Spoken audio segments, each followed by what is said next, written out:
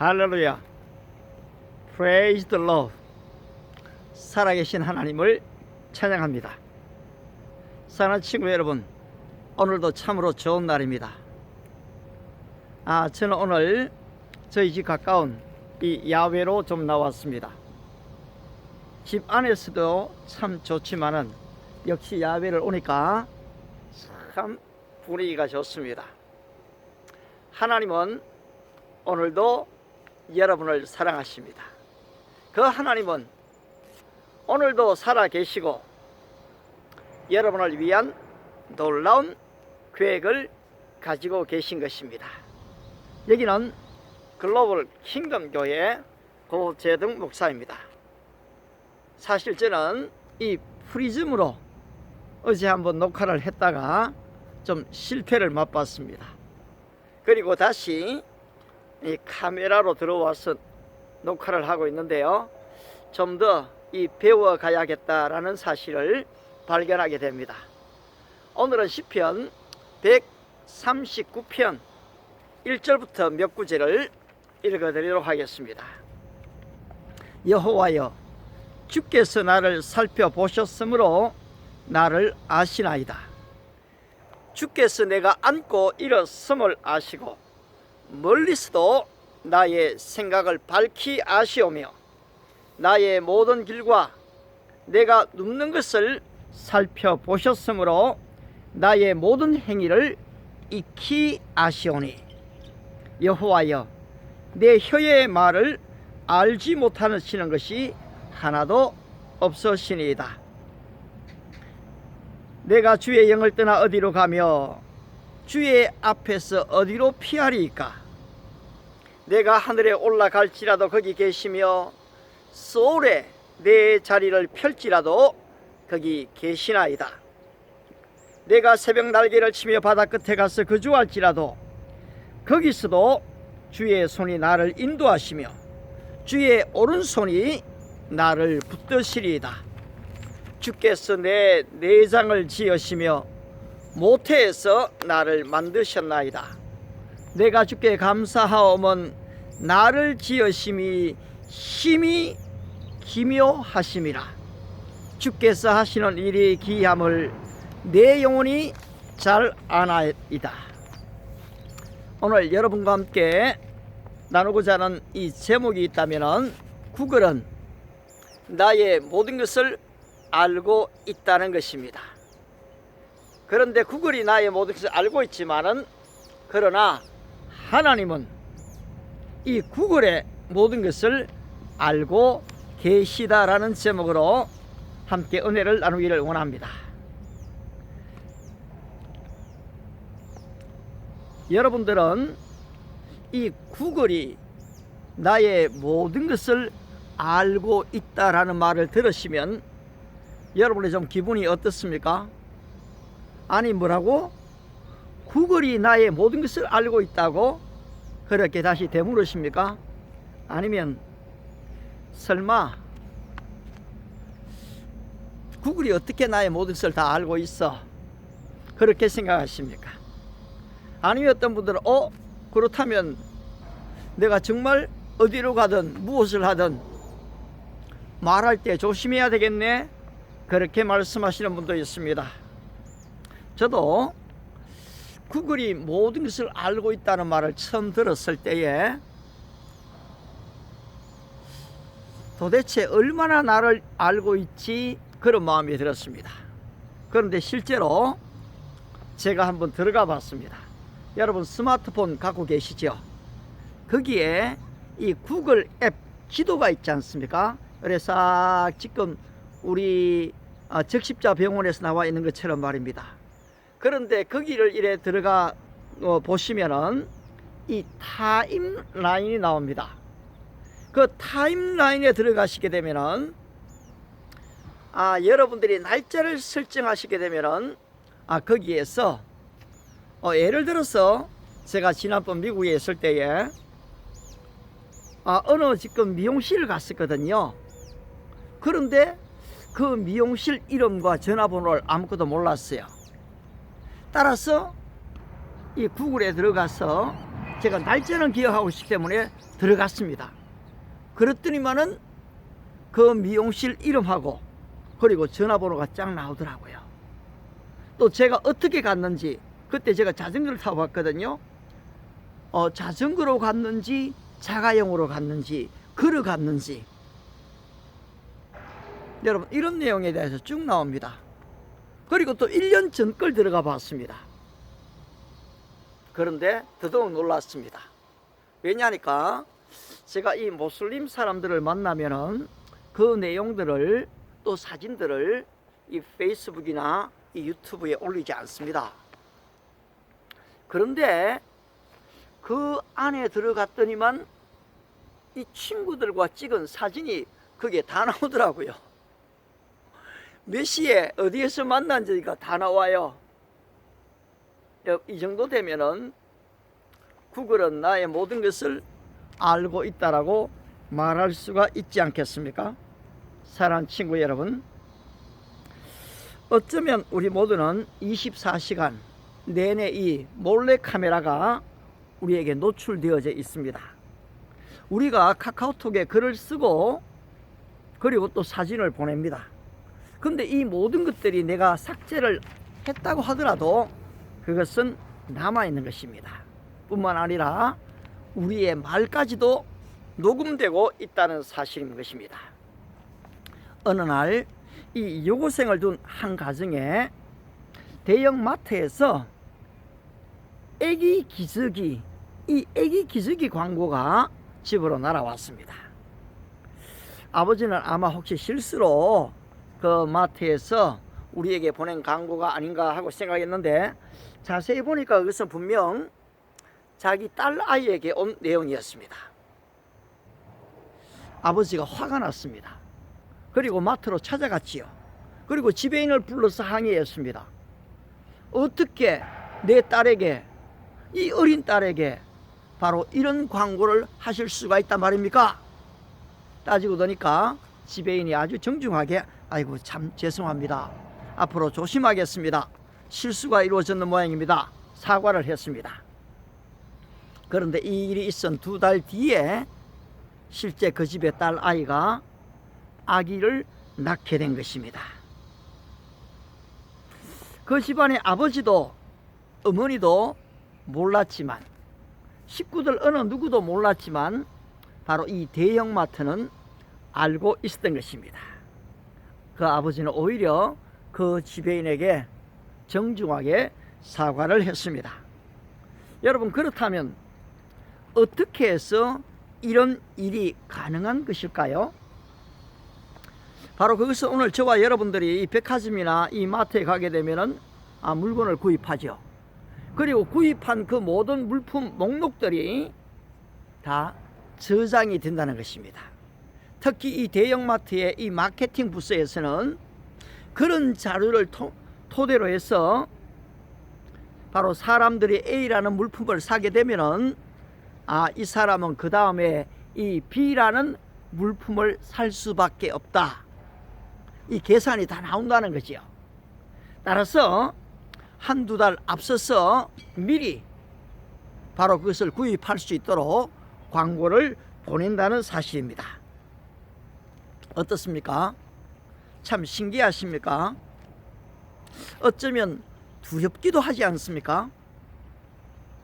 내 모든 생각과 말 그리고 행동이 바로 나도 모르게 이 빅데이터에 다 저장된다니 정말 무서운 세상이 아닐 수가 없습니다. 오늘 139편 시편의 이 다윗은 기록하고 있습니다. 여호와여, 주께서 나를 살펴보셨으므로 나를 아시나이다. 주께서 내가 앉고 일어섬을 아시고 멀리서도 나의 생각을 밝히 아시오며 나의 모든 길과 내가 눕는 것을 살펴보셨으므로 나의 모든 행위를 익히 아시오니, 여호와여, 내 혀의 말을 알지 못하시는 것이 하나도 없으시니이다. 여러분, 어떤 하나님이십니까? 살펴보시는 하나님이십니다. 주의해서 주목하여 살펴보시는 하나님이십니다. 나를 아시는 하나님이십니다. 내가 모르는 부분까지 나를 아시는 하나님이십니다. 나의 무엇을 아십니까? 내가 앉고 일었음을 아신다고 했습니다. 내 생각을 밝히 아십니다. 나의 모든 길을 구글이 바로 우리가 어디로 갔는지 오는지 아는 것처럼 그 하나님은 나의 길을 아시고 내가 눕는 것, 일어나는 것까지 아신다는 것입니다. 나의 모든 행위를 아시되 아주 익히 아신다고 했습니다. 아울러 내 혀의 말을 알지 못하는 것이 하나도 없으시니다라고 했습니다. 그런데 여러분, 구글이 우리의 모든 것들, 우리의 말과 글과 우리의 행위를 안다고는 하지만은 구글들은 이 우리의 마음의 상태, 기쁨과 슬픔, 사랑과 미움, 이 걱정과 이 두려움에 대해서 어떻게 알겠습니까? 눈에 좀 나타나는 것, 표현되어지는 것은 좀 알지 모르지만 여러분, 인간의 깊은 내면을 다 알 수는 없는 것이지요. 그런데 이 모든 것을 다 알고 계시는 한 분이 계신 것입니다. 바로 그분이 여호와 야훼 하나님이십니다. 오늘 그 하나님은 구글이 우리의 모든 것을 알고 있는 것처럼 바로 구글보다도 더 깊이 우리 내면의 엄밀한 부분까지 다 알고 계시고, 바로 이 구글이 존재하든지 아니면 또 언젠가 이 없어지든지 그 하는 것을 그 하나님은 다 알고 계시다라는 사실입니다. 따라서 오늘 시인은 노래합니다. 내가 주의 영을 떠나 어디로 가며 주의 앞에서 어디로 피하리까? 내가 하늘에 올라갈지라도 거기 계시며, 소울, 지옥입니다. 지옥에 내 자리를 펼지라도 거기 계시니다고 했습니다. 내가 새벽 날개를 치며 바다 끝에 가서 거주할지라도 거기서도 주의 손이 나를 인도하시며 주의 오른손이 나를 붙드시리다라고 했습니다. 그렇습니다, 여러분. 그 하나님은 시간과 이 공간에 제한이 없으신 분이십니다.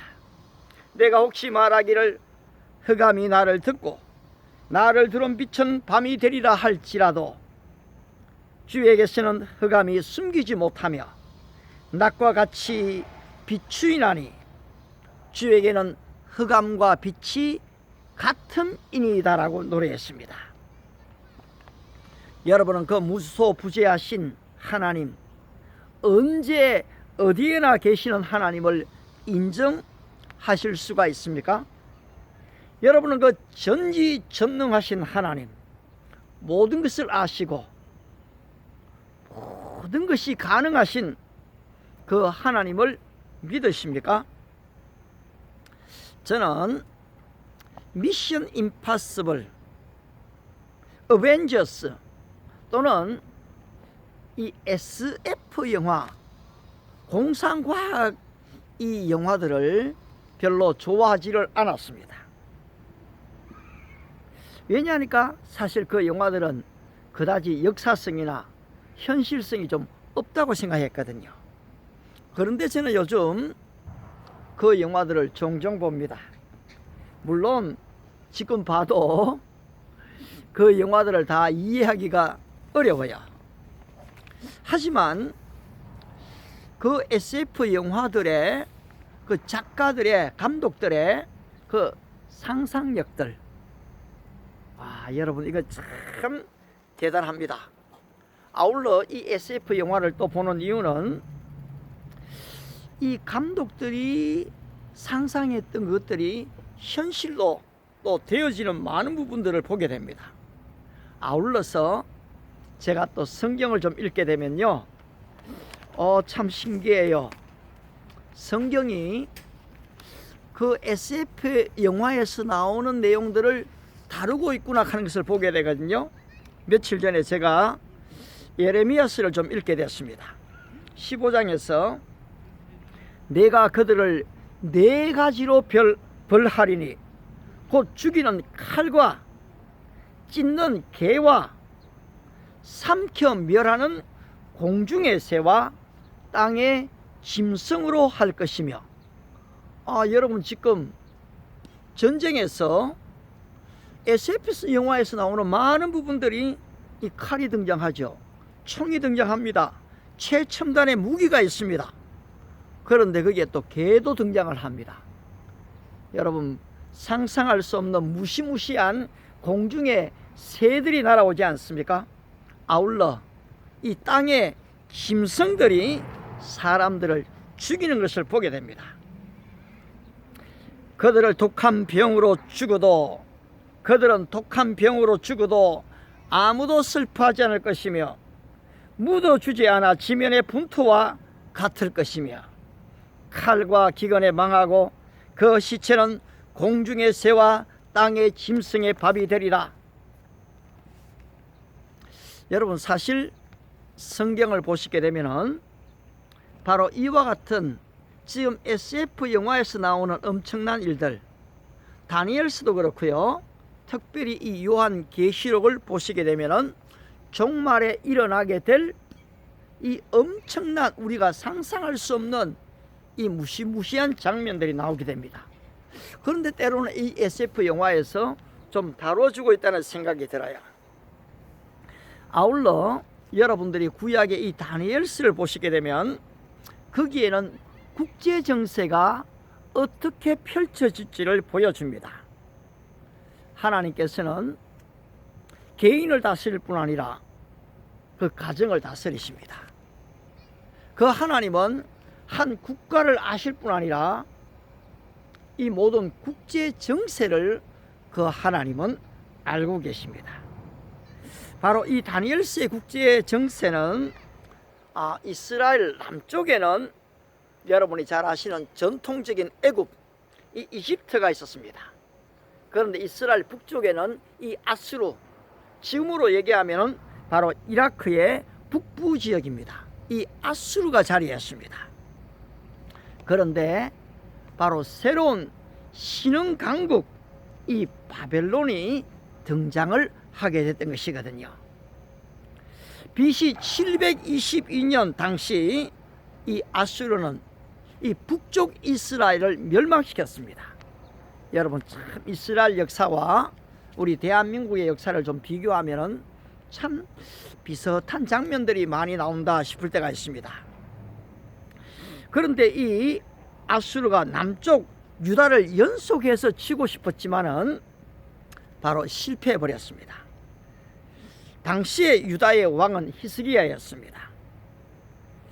바벨론의 세력이 아주 강력해지면서 아수르 제국이 위기에 처하게 되자 애굽은 아수르와 연합하여서 바벨론을 치려고 한 것입니다.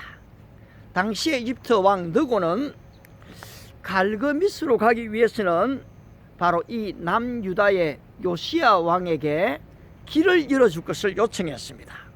하지만 요시야 왕이 이것을 거절해 버린 것입니다. 느고는 바로 이 머깃도로 가서 거기에서 일전을 벌이게 됐고 이때에 요시야 왕이 전사하게 되는 것입니다. 그의 아들 여호아하스가 왕이 되었지만 이집트 왕 느고는 그를 폐위시켜버리고 자기를 따르는 여호야김을 이 왕으로 세우게 되는 것입니다. 여러분 과거에나 지금이나 국제정세는 마찬가지입니다. 자국의 이익을 위해서는 자신을 따르는 사람을 세우는 게 당연한 거죠. 이 여호야김은 이집트의 도움을 받아서 바벨론의 침공을 막아보려고 했지만 애굽은 이미 발톱 빠진 호랑이가 되어졌습니다.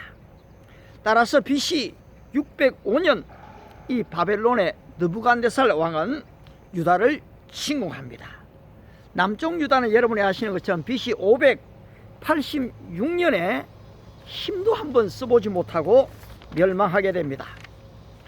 느부갓네살 왕은 여호야김을 폐위시키고 그의 아들 여호야긴을 왕위에 앉혔습니다. 바로 이때에 바벨론의 포로로 끌려간 사람이 다니엘과 그의 세 친구입니다. 우리는 이 내용을 바로 연속해서 두 번째로 보도록 하겠습니다.